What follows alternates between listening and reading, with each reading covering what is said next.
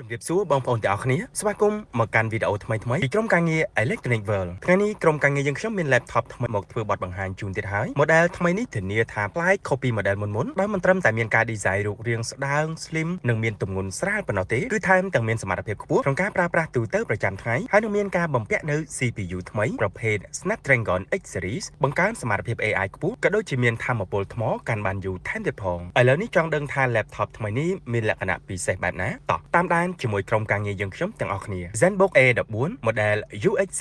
3407គឺជាកុំព្យូទ័រយួរដៃ Copilot Plus PC ស៊េរីថ្មីមួយដែលមានការ design ជាពិសេសសម្រាប់សិស្សនិស្សិតនិងអ្នកប្រើប្រាស់គ្រប់គ្នាដែលចូលចិត្តធ្វើការងារចល័តហើយនឹងមិនចង់សាកថ្មច្រើនដងកុំព្យូទ័រយួរដៃនេះបំពាក់នៅអេក្រង់ប្រភេទ Lumina OLED display ដែលមានទំហំ14អ៊ីងមានសមត្ថភាពខ្ពស់បង្ហាញចេញបានដល់ទំហំ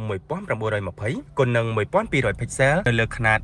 16:10 aspect ratio ហើយនឹងមានការគាំទ្រ refresh rate ល្បឿន60 Hz បន្ថែមពីនេះនៅលើអេក្រង់នេះក៏មានការទ្រទ្រង់នៅកម្រិត HDR Peak Brightness 600 nits កម្រិត DCI P3 Color Gamut 100% Contrast Ratio 1:1ព្រមទាំងមានការបញ្ជាក់វិញ្ញាបនបត្រពីស្ថាប័ន PESA Certified Display HDR True Black 600ក៏ដូចជាការដំឡើងនៅកម្រិតចាក់ពណ៌ដល់ទៅ 1.07 លានពណ៌ថែមទៀតផងនិយាយទៅពី model មួយទៅ model ថ្មីមួយទៀតក្រុមហ៊ុន ASUS មិនដែលធ្វើឲ្យអ្នកប្រើប្រាស់របស់ខ្លួនមានការខកចិត្តទៅលើអេក្រង់នោះទេក្រៅតែពីការផ្ដល់ឲ្យនៅការទស្សនារូបភាពនិងវីដេអូបានច្បាស់និងមានភាពរស់រវើកហើយនោះក្រុមហ៊ុនក៏បានយកចិត្តទុកដាក់ខ្ពស់ទៅលើសុខភាពភ្នែកផងដែរដោយនៅលើអេក្រង់ laptop ថ្មីនេះទទួលបាននូវការបញ្ជាក់វិញ្ញាបនបត្រពីស្ថាប័ន TUV Lensland Certified និង SGS Eyes Care Display ទៅលើការការពារភ្នែកនិងការកាត់បន្ថយនៅកម្រិតពណ៌បានដល់ 70% ទៀតផងដូច្នេះបើទោះបីជាលោកអ្នកទស្សនាវីដេអូនិងធ្វើការងារនៅលើអេក្រង់នេះយូរម៉ោងយ៉ាងណាក៏ដោយលោកអ្នកមិនចាំបាច់បារម្ភពីបញ្ហាភ្នែកនោះទេ ZenBook A14 ត្រូវបានក្រុមហ៊ុន design នៅក្តារចុចថ្មីហៅថា backlit keyboard ដែលមានភាពស៊ីវិល័យហើយនឹងមានចន្លោះធំល្មមមានប្រវែងត្រឹមតែ 1.3 មីលីម៉ែត្រដែលផ្ដល់នូវភាពងាយស្រួលក្នុងការវាយអត្ថបទនិងការប្រើប្រាស់ផ្សេងៗបានយ៉ាងមានប្រសិទ្ធភាពអ្វីដែលពិសេសនោះនៅលើ touchpad របស់ laptop នេះគឺមានទំហំធំគាំទ្រដោយ smart gesture ដល់នៅបទពិសោធន៍នៃការប្រើប្រាស់បានយ៉ាងល្អឥតខ្ចោះនិងប្រសើរជាងមុនអ្នកប្រើប្រាស់អាចប្រើប្រាស់នៅ touchpad នេះសម្រាប់ការដំឡើងនិងបន្ថយទៅលើពន្លឺក៏ដូចជាសំឡេងក៏ដូចជាការបញ្ជាទៅកាន់ល្បឿននៃការចាក់វីដេអូបានយ៉ាងរលូនថែមទៀតផងនិយាយពីកម្លាំងម៉ាស៊ីនរបស់ ZenBook A14 model UX 3407នេះវិញម្ដង laptop ថ្មីនេះត្រូវបានក្រុមហ៊ុន ASUS បំពាក់នៅ CPU 8 core ចំនួនថ្មីជាប្រភេទ Qualcomm Snapdragon X ដែលមានលេខ model X1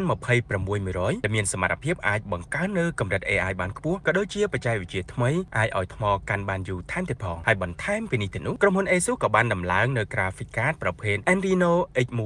45ហើយនិង Hexagon NPU 45 Top សម្រាប់ជួយឲ្យដំណើរការ AI នៅលើ ZenBook A14 នេះអាចធ្វើការវិភាគបានភ្លាមៗមិនរងចាំយូរឡើយនិងបង្កើននូវប្រសិទ្ធភាពការងារក៏ដូចជាការឆ្លើយតបបានលឿនប្រកបដោយភាពរលូនបំផុតមួយវិញទៀតនោះប្រព័ន្ធដំណើរការ Snapdragon X Series នេះក៏បានផ្ដល់នូវប្រសិទ្ធភាពទៅលើថាមពលថ្មដែលប្រើបានយូរជាច្រើនថ្ងៃហើយនឹងមានប្រព័ន្ធជំនួយកម្ដៅដែលមានកង្ហារចំនួន2ធានាបាននូវចរន្តខ្យល់ចេញចូលនិងការបង្កើននូវប្រសិទ្ធភាពឈីបរហូតដល់45វ៉ាតព្រមទាំងគ្មានសំឡេងរំខាននោះទេនៅលើ laptop ថ្មីនេះក៏មាន RAM ទំហំ 16GB ជាប្រភេទ LPDDR5X ហើយនឹងមានអង្គចងចាំប្រភេទ M2 SSD PCIe Gen 4ដែលមានទំហំ 1TB ជាមួយនឹងលក្ខណៈសម្បត្តិទូទៅប៉ុណ្ណេះមិនថាសិស្សនិស្សិតឬក៏លោកអ្នកដែលមានកិច្ចការងារប្រចាំថ្ងៃច្រើនដូចជាការកាត់វីដេអូជាដើម laptop ថ្មីនេះគឺអាចជួយបានដោយគ្មានបញ្ហាឡើយក្រៅពីមានរុន USB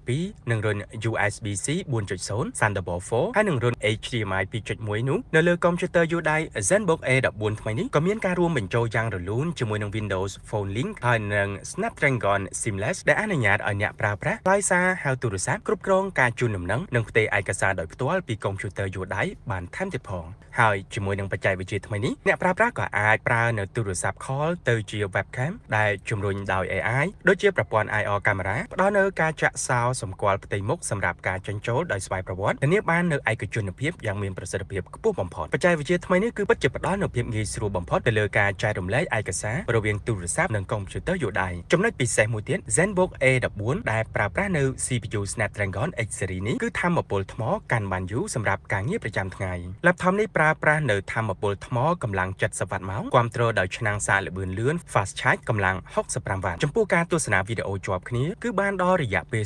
32ម៉ោងឯណោះសម្រាប់ការសាកថ្មពេញម្ដងនិយាយពីប្រព័ន្ធសំឡេងនៅលើ laptop laptop នេះគឺរឹតតែពិសេសដោយសារតែក្រុមហ៊ុនបានបំពាក់នៅ Snapdragon Sound ដែលផ្ដល់នូវសំឡេងដែលមានកម្រិតខ្ពស់24 bit និងមានកម្រិត192 kHz